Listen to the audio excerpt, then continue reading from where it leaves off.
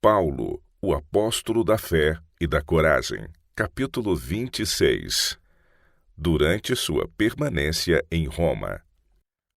Uma vez em Roma, foi permitido a Paulo morar por sua conta, tendo em sua companhia o soldado que o guardava. Por 2 anos permaneceu Paulo na sua própria casa que alugara, onde recebia todos que o procuravam pregando o reino de Deus e com toda a intrepidez, sem impedimento algum, ensinava as coisas referentes ao Senhor Jesus Cristo. Atos 28, versos 16, 30 e 31. Segundo a lei romana, o julgamento de Paulo não poderia ocorrer até que seus delatores estivessem presentes em pessoa para apresentarem suas acusações. Eles ainda não haviam chegado da Palestina, nem se sabia em Roma se eles já tinham iniciado sua longa viagem. Portanto, o julgamento poderia ser adiado indefinidamente. Pouca consideração era mostrada pelos direitos daqueles que se supunha ter violado a lei. Era frequente o caso de um acusado ser mantido na prisão por um longo tempo, pela demora dos promotores em apresentar suas acusações, ou seu julgamento poderia ser adiado pelo capricho daqueles que estavam no poder. Um juiz corrupto poderia manter um prisioneiro encarcerado por anos, como fez Félix no caso de Paulo, para satisfazer o preconceito popular ou na esperança de conseguir suborno. Esses juízes eram, porém, submissos a um tribunal mais elevado, e isto, em alguma medida, servia como restrição sobre eles. Mas o imperador não estava sujeito a tal restrição. Sua autoridade era virtualmente ilimitada, e com frequência ele permitia que o capricho, a maldade ou mesmo a indolência retardasse ou impedisse a administração da justiça. Os judeus de Jerusalém não tinham nenhuma pressa em apresentar suas acusações contra Paulo. Eles haviam sido repetidamente frustrados em seus desígnios e não tinham nenhum desejo de arriscar outra derrota. Lísias, Félix, Festo e Agripa tinham todos declarado acreditar na inocência de Paulo. Seus inimigos poderiam esperar ser bem-sucedidos somente se pela intriga conseguissem influenciar o imperador a seu favor. A demora favoreceria seu objetivo, pois lhes concederia tempo para aperfeiçoar e executar seus estratagemas. Na providência divina, toda esta demora resultou num avanço do Evangelho. Paulo não foi obrigado a uma vida de inatividade. Foi-lhe permitido encontrar-se livremente com seus amigos e teve permissão de morar em uma casa cômoda, onde diariamente apresentava a verdade àqueles que se reuniam para ouvir suas palavras. Assim, durante 2 anos, ele continuou pregando o reino de Deus e, com toda a intrepidez, sem impedimento algum, ensinava as coisas referentes ao Senhor Jesus Cristo. E seus labores não estavam limitados à pregação do Evangelho. O cuidado de todas as igrejas ainda estava sobre ele. Sentia profundamente o perigo que ameaçava aqueles por quem ele tinha trabalhado tão ardentemente e procurou tanto quanto possível suprir por meio de comunicações escritas o lugar de sua instrução pessoal. Enviou obreiros consagrados para trabalhar nas igrejas que ele havia fundado e também nos campos que ele não tinha visitado.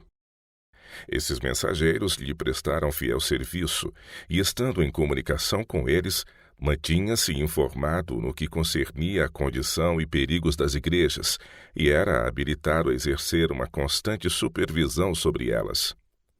Desse modo, enquanto aparentemente separado do trabalho ativo, Paulo exercia uma influência maior e mais duradoura do que se estivesse livre para viajar entre as igrejas, como nos anos anteriores. Como prisioneiro do Senhor, ele retinha mais firmemente as afeições de seus irmãos na fé, e suas palavras impunham ainda maior atenção e respeito do que quando estava pessoalmente com eles. Quando, a princípio, seus discípulos souberam que seu amado mestre fora feito prisioneiro, lamentaram e não quiseram ser consolados. Não antes que Paulo fosse deles separado, compreenderam quão pesados eram os encargos que ele tinha levado em benefício deles. Até então, tinham-se em grande parte escusado de responsabilidades e obrigações, Mas agora, deixados em sua inexperiência a aprender as lições que tinham olvidado, e sentindo que nunca mais seriam beneficiados pelo trabalho do apóstolo, apreciaram seus conselhos, advertências e instruções que ele lhes enviava como nunca dantes. E ao aprenderem de sua coragem, fé e mansidão em sua longa prisão, foram também estimulados a maior fidelidade e zelo na causa de Cristo. Entre os assistentes de Paulo em seus labores, havia muitos de seus anteriores companheiros e coobreiros. Lucas, o médico amado, que o tinha assistido em sua viagem a Jerusalém, que havia estado com ele durante os 2 anos de sua prisão em Cesareia e que o havia acompanhado em sua última e perigosa viagem, estava ainda com ele. Timóteo também ministrava para o seu conforto. Tíquico era seu emissário, levando suas mensagens às diferentes igrejas que juntos eles tinham visitado. Demas e Marcos também estavam com ele. Marcos tinha sido uma vez recusado por Paulo como indigno de o acompanhar, porque quando o seu auxílio era mais necessário, havia deixado o apóstolo e retornado para seu lar. Ele viu que, como companheiro de Paulo, sua vida seria de constante labuta, ansiedade e abnegação, e desejou um caminho mais fácil. Isto levou o apóstolo a sentir que não podia confiar nele, e esta decisão provocou a infeliz desavença entre Paulo e Barnabé. Desde então, Marcos tinha aprendido a lição que todos devem aprender, que as reivindicações de Deus estão acima de todas as outras. Ele viu que não havia dispensa na luta cristã. Tinha obtido mais clara e mais perfeita visão do seu modelo, Jesus, e tinha visto em suas mãos as cicatrizes de seu conflito para salvar os perdidos. Ele se dispôs a seguir o exemplo de zelo e dedicação de seu mestre, para que pudesse ganhar almas para Cristo e a bem-aventurança do céu. E agora, partilhando a sorte de Paulo, o prisioneiro, Marcos compreendeu melhor do que nunca que é infinito lucro ganhar a Cristo a qualquer custo e infinita perda ganhar o mundo e perder a alma, por cuja redenção foi o sangue de Cristo derramado. Marcos era agora um útil e amado auxiliar do apóstolo e continuou fiel até o fim. Escrevendo de Roma pouco antes do seu martírio, Paulo ordenou a Timóteo: toma contigo Marcos e traze-o, pois me é útil para o ministério. Demas era agora um fiel ajudador do apóstolo, porém, alguns anos depois, na mesma carta a Timóteo, em que elogia a fidelidade de Marcos, Paulo escreve: Demas, tendo amado o presente século, me abandonou. Pelo ganho mundano, Demas abandonou seus mais nobres e mais elevados ideais. Com que pouco discernimento fizera ele a troca. Os que possuem apenas riquezas e honras mundanas são realmente pobres, por muito que possam orgulhosamente chamar seu. Os que escolhem sofrer por amor de Cristo possuirão as riquezas eternas, serão herdeiros de Deus e co-herdeiros de seu Filho. Podem não ter na terra um lugar onde reclinar a cabeça, mas no céu o Salvador a quem eles amaram está preparando mansões para eles. Muitos, em seu orgulho e ignorância, esquecem que as coisas humildes são poderosas.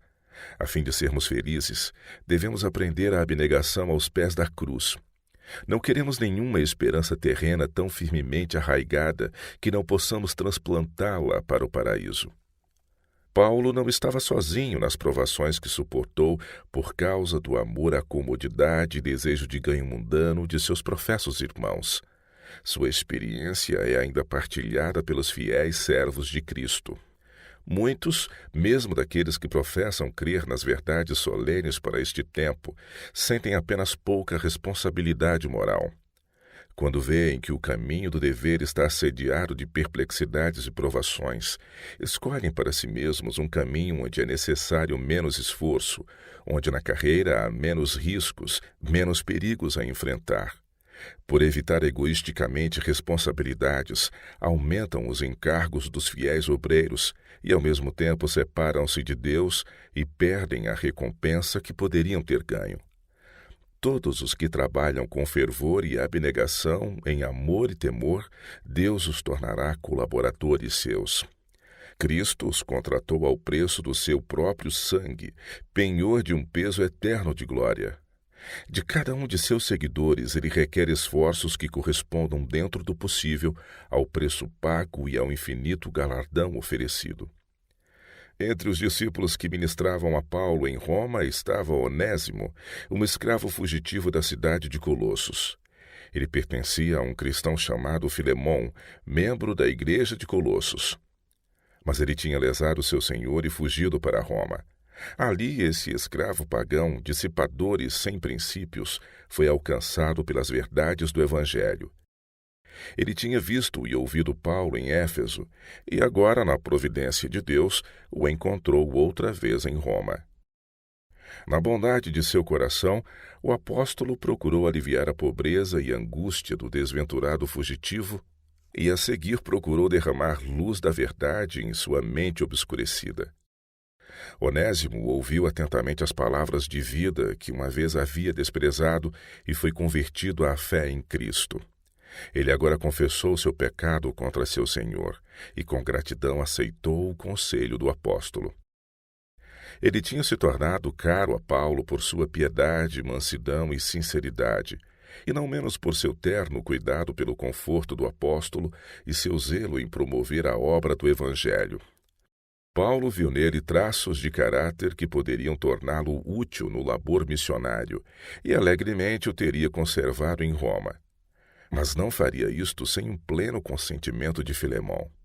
Decidiu, portanto, que Onésimo retornasse sem delonga a seu senhor e prometeu responsabilizar-se pela soma da qual Filemon tinha sido lesado. Estando prestes a despachar Tíquico com cartas para várias igrejas da Ásia Menor, enviou Onésimo em sua companhia e sob seu cuidado. Era uma severa prova para esse servo apresentar-se ao Senhor a quem havia causado dano, mas fora convertido de verdade e, penoso como era, não se furtou a este dever.